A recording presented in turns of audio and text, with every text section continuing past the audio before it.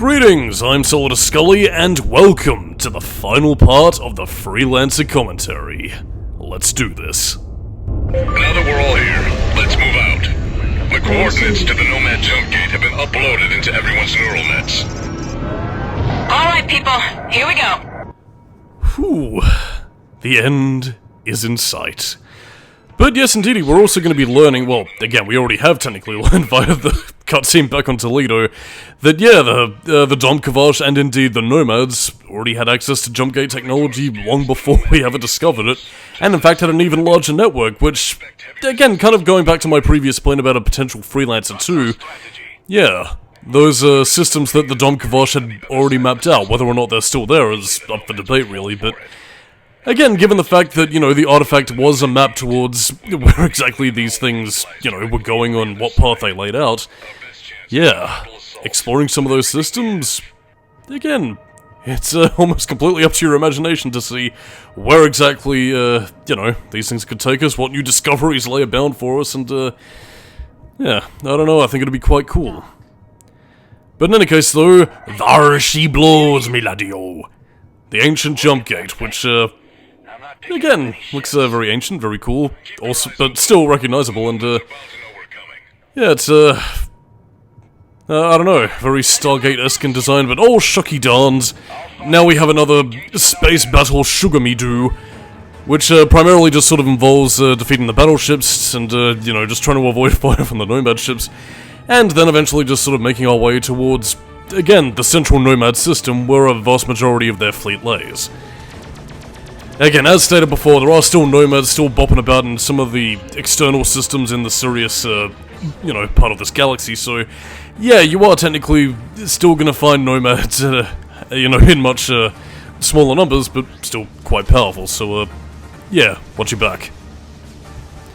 But putting that aside, though, it's, yeah, this is still very much us saving the colonies, and by the time we're all finished here, yeah, you will very much have free reign to sort of explore around and just sort of do whatever, really, so yeah, it's pretty much all she wrote around there. But I mean, putting this aside though, in terms of final missions, I mean, again, I wouldn't quite say it's as difficult as some of the other missions in the game, but, you know, it is definitely going to put you through your paces, and, well, yeah, you are going to be fighting an onslaught of ships, but it does style in a way that does feel very, climactic, so to speak. I mean, again, the basic mission objectives are still very much, what you've been doing all throughout the game, but, again, by proxy of its story context of this very much being a do-or-die battle for humanity, again, there's a lot of weight and, tension behind it. Again, I'm going to praise Freelancer's soundtrack, because it is fucking really good. And, now, well, we're about to see some spatial geometry right here. What the heck is that? Looks like a giant barrier of some sort. We must find a way to break through it. How do we do that? I'm reading several strong energy signatures on the surface. Those could be our targets. All ships head for the barrier.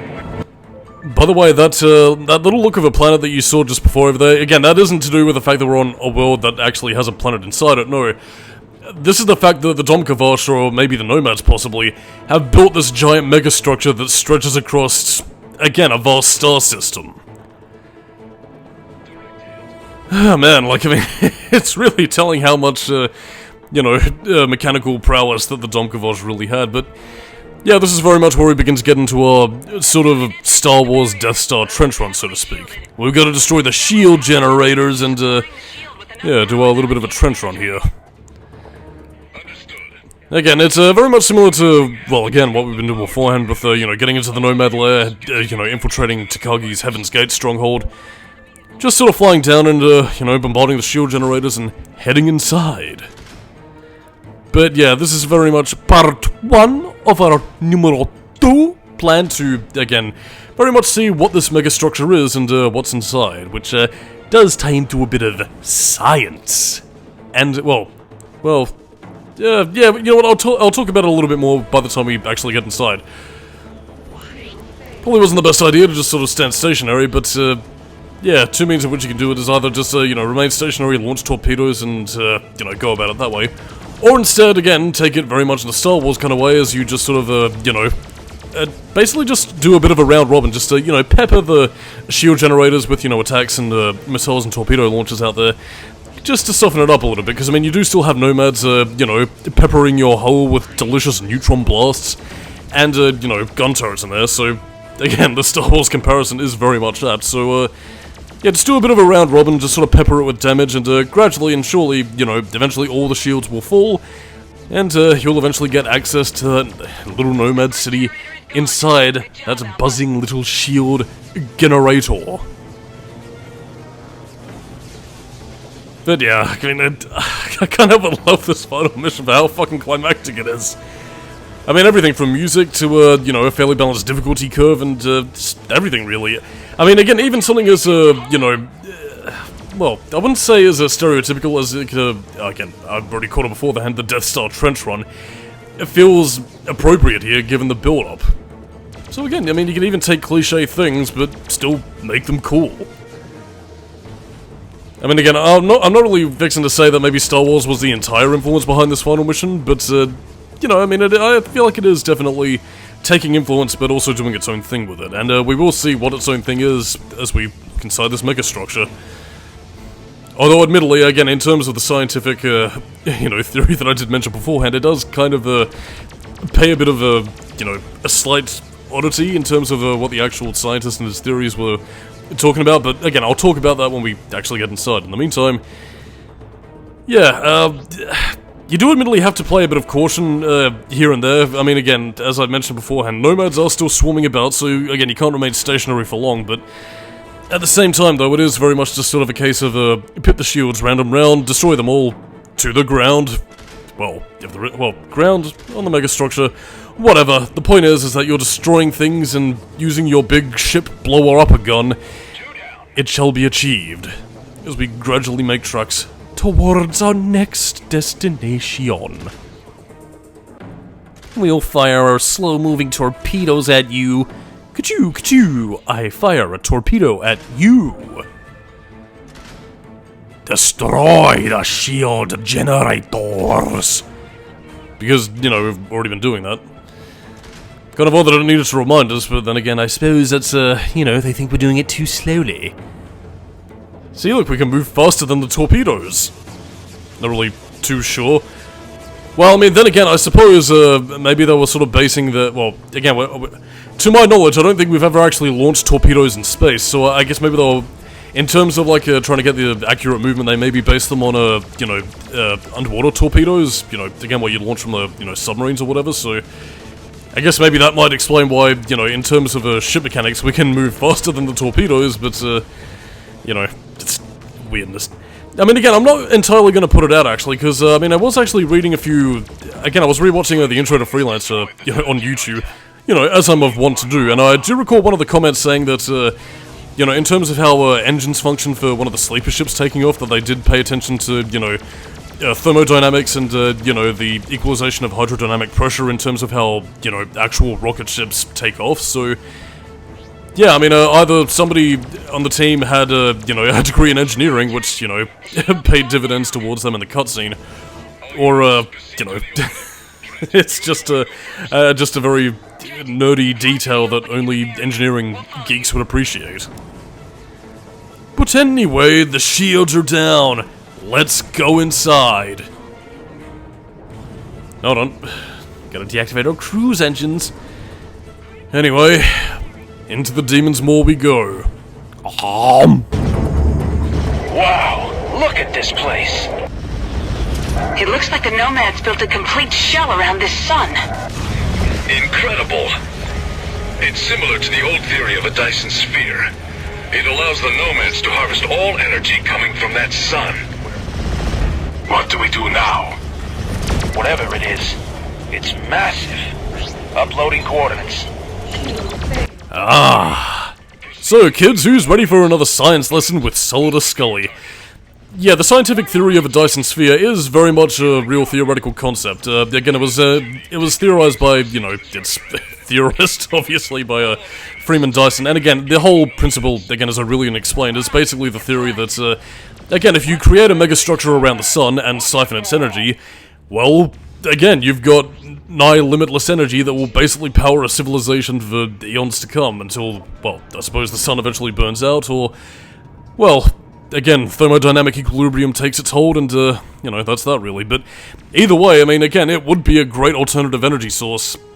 That's, well, I mean, again, I suppose even us on Earth technically are harnessing via solar power, but this would be much more sustainable, assuming we were able to properly harvest its energy. Obviously, it's still a theory at this point, because we haven't quite figured out what sort of materials we could construct around a sun, and even then, doing that around Earth's sun would be, you know, kind of dangerous, so it'd probably be better to do that around a, you know, like a medium white or a red dwarf or something. You know, a sun that isn't quite as luminous as our own, and, you know, less prominent to destroy metals that we currently have available. But again, bear in mind this is still very much available. Where a bit of a scientific snafu comes in, really, is that, again, what Freeman Dyson had theorized was that, again, it wouldn't be a megastructure constructed out of, you know, solid materials such as metals or whatever. It would be done via, you know, perhaps a more, like a... well, let me think here. I can't quite remember what he described. I think he described it as some sort of a... again, I don't think he was really sure what sort of alloys that would be used to sort of, you know, create the structure around the system. But even in that case, again, it's either assumed that, you know, the Nomads or Domkovosh were sufficiently advanced enough to, you know, sort of harness its energy, and even in that case, we technically already have the Dyson sphere with that shield over there, so, yeah. Harnessing that energy through the shield, so, yes, scientific accuracy-ish prevailed. Yeah, but I mean, even in that case, so I mean, it would be quite interesting. Well, again, we're probably, I'm going to say this right now, we're probably never going to see it in, you know, our lifetime, or, you know, even our grandchildren's lifetime, really, assuming that space advances don't, you know, come in the years since, but, yeah. I am actually very curious to see if a Dyson sphere could actually be possible, but I don't think I'll ever live to find out, so, poor Solidus-Skully. You'll never know. But in any case, though, yeah, to talk about what we're doing here, it is very much still just this whole sort of, you know, destroy shield generators, and that's pretty much it, because, yeah, the final blow is very much going to be dealt with, you know, the artifact that Quintain weaponized and is currently in Trent's hold, so, yeah, this is what we're going to need to disrupt the Nomad's power source of the Dyson sphere, and, well, save the day. But yeah, in any case, so, yeah, you might not think that you can take out this giant shield generator megastructure with just lasers and torpedoes, but, you can. So, yeah. Blast away, happy trails, and, you know, ensure that you win and enjoy your victory. And, by the way, yeah, those lasers that are also harnessing the power of, you know, that sun the Nomads have, don't worry, they won't hurt you, they're just, I don't know, beams of light, I suppose. Anyway, enjoy the cutscene. Good work there, Trent. Trent, good job. Trent, I'm picking up an energy surge from your ship. 700 rels and rising. Trent, it's the artifact. Something's gone wrong. 900 rels. It's too dangerous. Trent, jettison that thing before it blows. 500 rels. No, I'm already committed. We've only got one shot at this. Trent!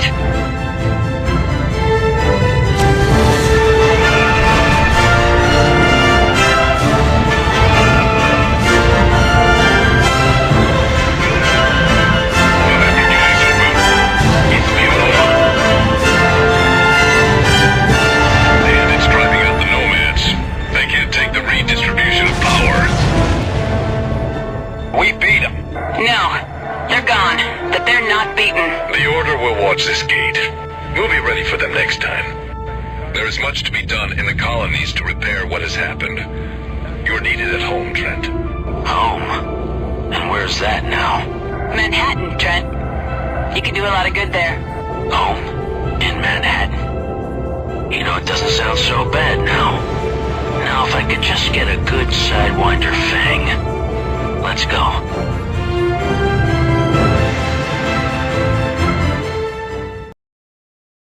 It's been nearly 2 weeks since hostilities between Rhineland and the other houses came to an abrupt end, and peace has settled over the colonies.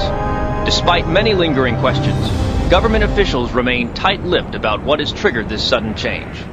In other news, LSF Commander Junko Zane and Freelancer Edison Trent, both former enemies of the state, have been granted full pardons and have received the Lone Star for bravery the highest decoration any individual in the colonies can receive. Though the details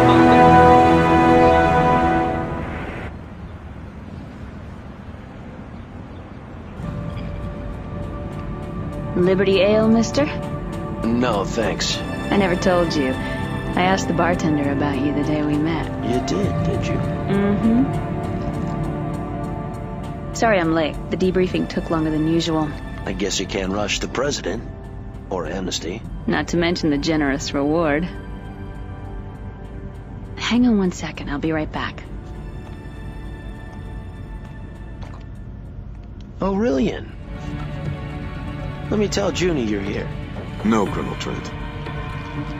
Even with the colonies rebuilding, and the contaminated human population restored to normal, the threat isn't over. For now, it's better I stay less well known. I just wanted to see if you would consider a proposition.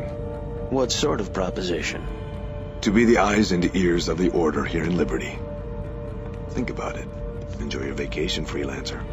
I'll be in touch. Be seeing you, Casper. Trent, let me introduce Mr. Harrison, our newest diplomat. Mr. Harrison, Edison Trent. Edison?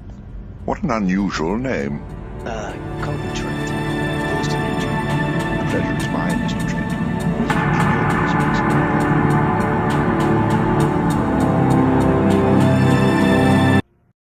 And so, dudes and dudettes, that was Freelancer. Oh man, I really love this game. It is up there as some of my favorite games of all time, and yeah. I mean, again, like, all that we've covered just now, that was just the single player. Again, like, you don't immediately cut to credits by the time you finish with the main story. Again, that actually continues on sort of from, you know, where Trent meets Junie and, you know, what's-his-face, and it basically continues on with the phrase, get a job. Even in Freelancer, reality rears its ugly head, but I mean, all the same. It's a game that I love very much. Again, I love the space combat, I love the exploration elements, which, admittedly, you didn't really get to see too much of, mainly because I was just focusing on the story, but hey, that's for you to do in your own time. And indeed, there's a lot to discover, a really cool science fiction plot, you know, intertwined with the whole Nomad conspiracy and, you know, all the cool elements the game weaves into its, narrative, and on the whole, again, it's really fucking great. It's very well presented. Graphically, again, it is still very much of its, you know, 2000s ilk, but again, everything looks very graphically consistent. There are some really cool looking spacey vistas if you look off into the cosmos.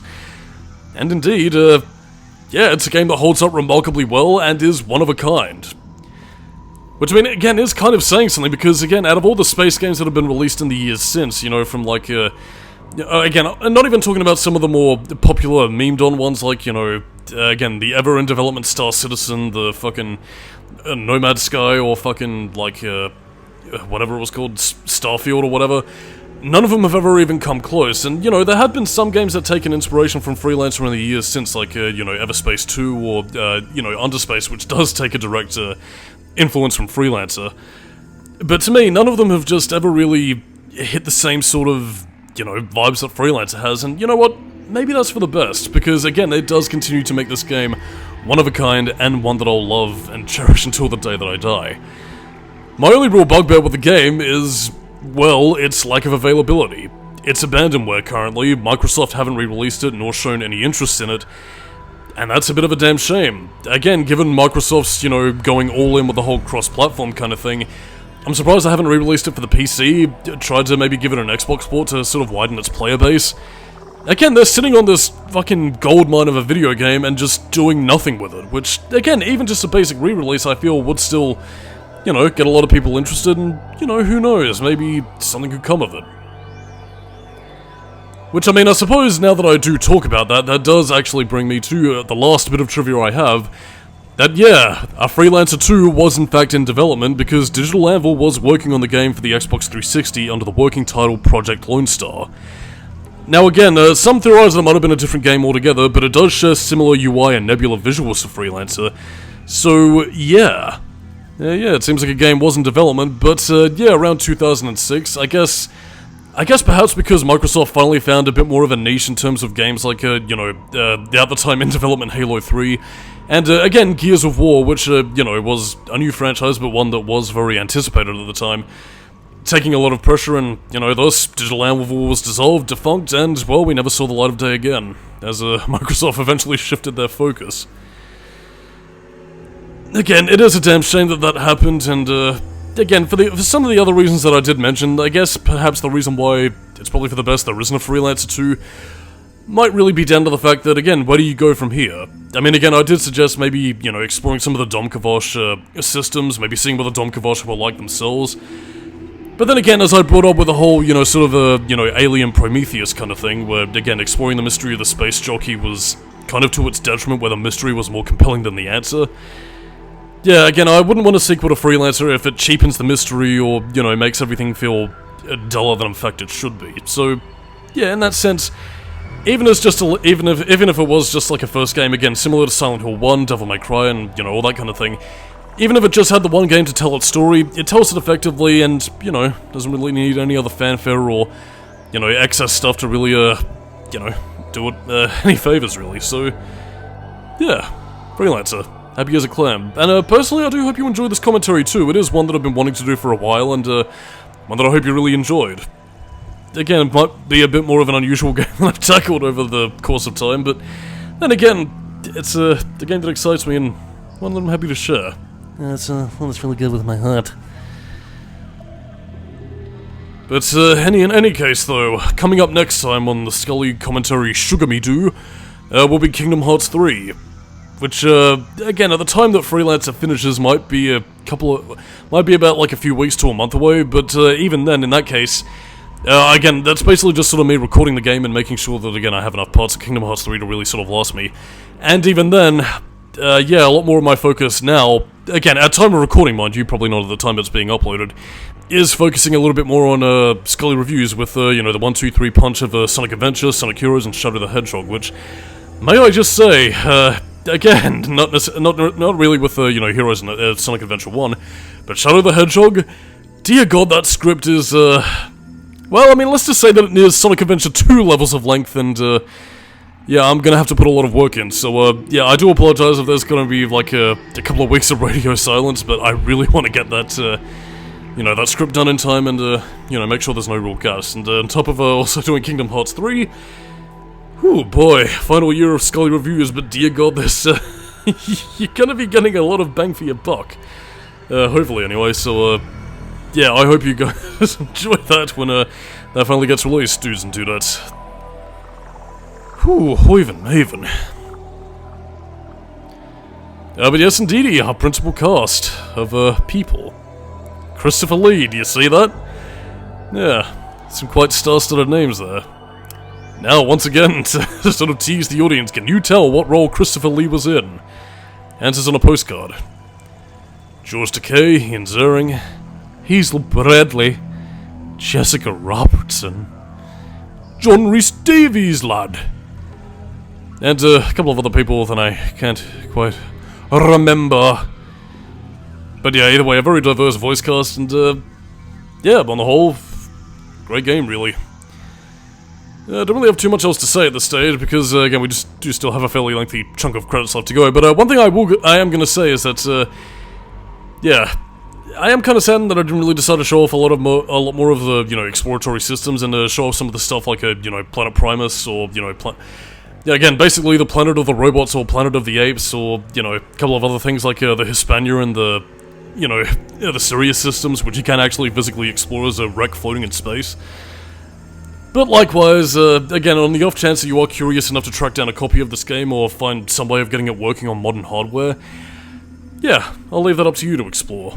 And, one last thing I guess I'm gonna point out is, you know, before I say goodbye, is that, yeah, got a little surprise in lieu of a bonus video, was that, yes, I'm gonna be showing the uncut intro to Freelancer that, as far as I'm aware, is non-canon, but is basically, well, was cut for a reason, obviously, because, first things first, it pretty much spoils the appearance of the Nomads right at the beginning of the game, and in turn does also create a bit of a plot hole as to why the Nomads did the whole subterfuge plot to begin with.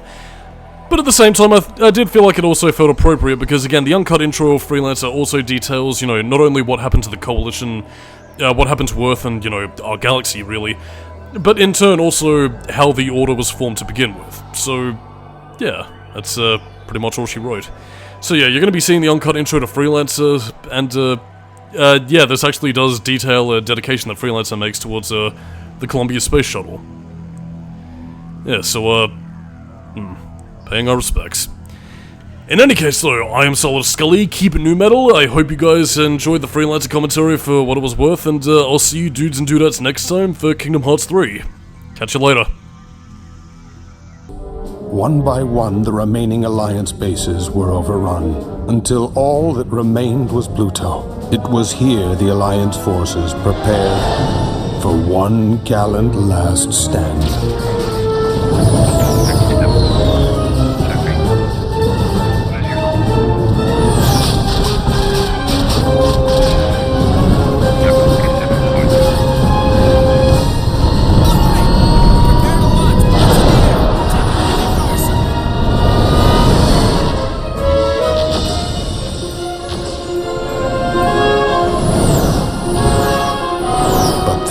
Something happened that no one could have ever imagined.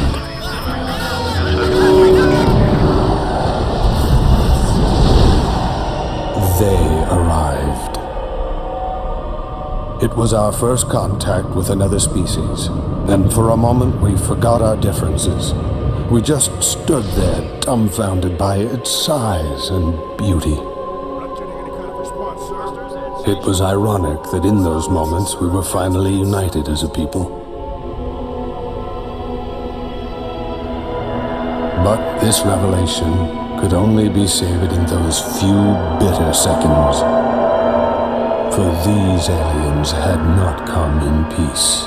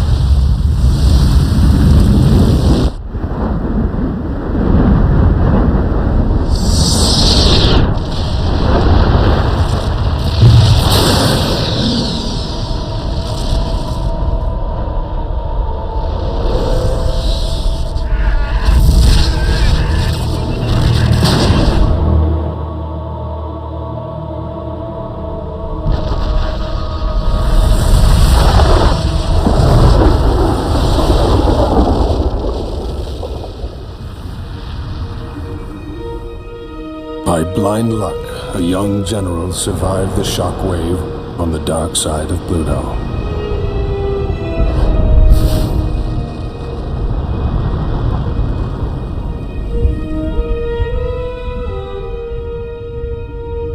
His name was Atticus Rockford. Someone had to warn the colonists in the Sirius system that these aliens were coming. They needed to prepare, for mankind had found its real enemy, the Nomads.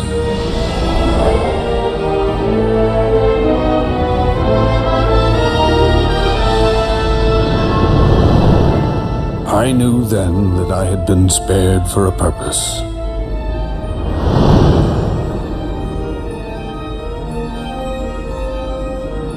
That was 800 years ago. When we came here to rebuild our lives. We've come a long way since then. We have grown, we have prospered, we have flourished. But we will never forget.